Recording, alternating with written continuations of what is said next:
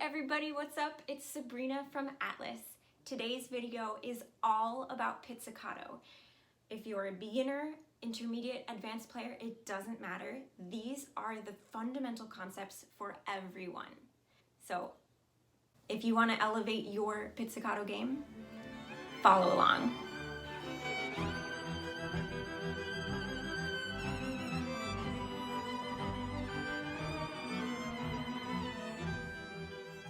I remember countless teachers and coaches saying to me, nobody thinks about pizzicato, nobody practices pizzicato. Pizzicato is one of the most, forgotten about parts of playing the violin. And you know what, I think they're right.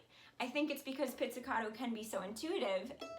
Anybody can take their finger and do that with no training, just like anyone can sit down at a piano and pluck out notes on a piano. Does that make them a pianist? Up to you, but there's obviously so much more to it. Also, I think that we're mostly exposed to pizzicato in orchestral repertoire as we're growing up, and we don't always take our orchestra music to our private teachers, so we just don't explore it that much and on a more detailed level. So that's what we're doing today. This first concept is about where you create the pizzicato. You're gonna take your thumb to anchor yourself to the fingerboard for control, and then you're going to actually reach past the top of the fingerboard and pizzicato closer to where your left hand fingers are. This is because the tension of the string, you see, if you push down the string about 2 inches down, it's really quite easy to press it down, whereas if you try to press it down closer to the bridge or even right at the edge of the fingerboard, it's still super tense, and so you're not getting the string's full capacity of resonance.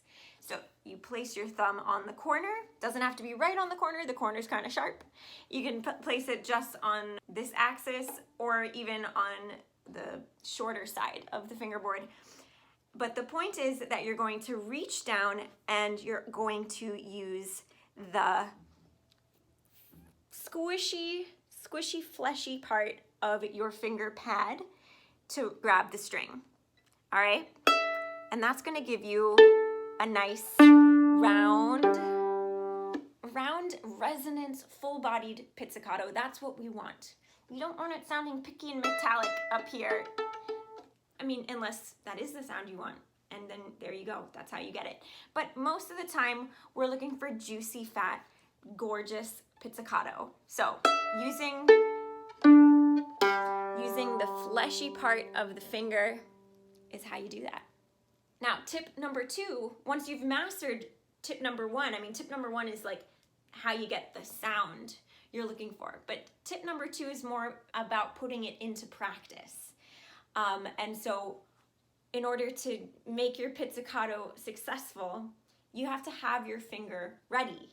And it's such a simple concept, and yet a lot of people don't realize that this is all it takes. You just have to get your finger on the string before you want to pizz. Have it resting right, it's like, locked and loaded, so that you're ready to, when you're ready, when you want to. Sorry, not when you're ready, when you want to.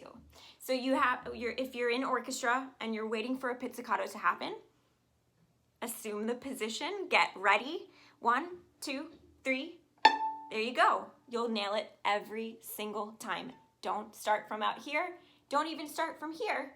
Just get your finger on the string. So easy, so easy. All right, you guys?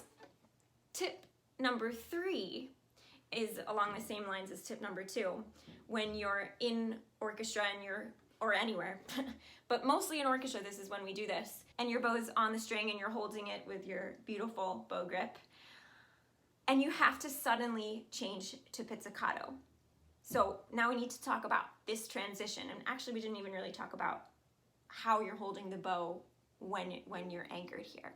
So you're gonna take the frog and you're gonna grip it with the bottom 3 fingers. That way your thumb and your index finger are free.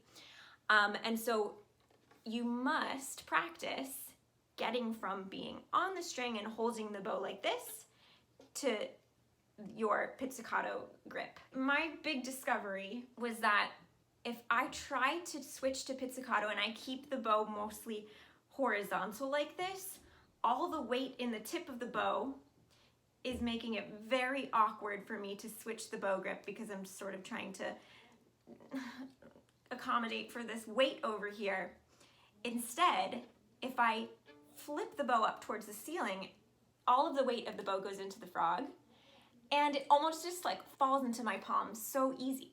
So make sure you are thinking about this, that you're gonna flip the bow up towards the ceiling, and that makes the transition super fast. So you need to practice this. You need to practice this transition. It's not just gonna happen for you in rehearsal. You need to practice here to here, here to here, right? The faster you can do it, the better, right? And you know, then you're prepared for any situation. Okay, you have to practice it.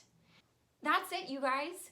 Just those 3 basic concepts, and your pizzicato is going to be taken to the next level. You're gonna feel so much more secure and dependable. I mean, pizzicato, it can be elusive sometimes. It's hard to grab the string and be precise, but with these 3 concepts, you're gonna improve not only the sound quality, but also your precision.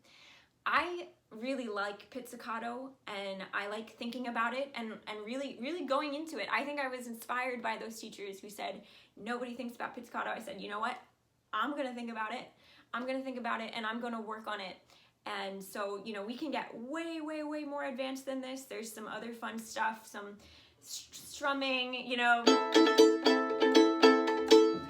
and other fun things like when you pizz a harmonic and you lift your finger. There's a lot of cool things with pizzicato that are maybe more extended, more advanced, but we start with the basics, okay? So if you want videos on the extended stuff, let me know. Subscribe to this channel for more tutorial videos. We've got so many now, and we keep adding them.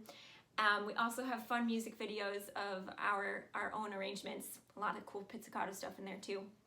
So thank you so much for watching, and we'll see you next time.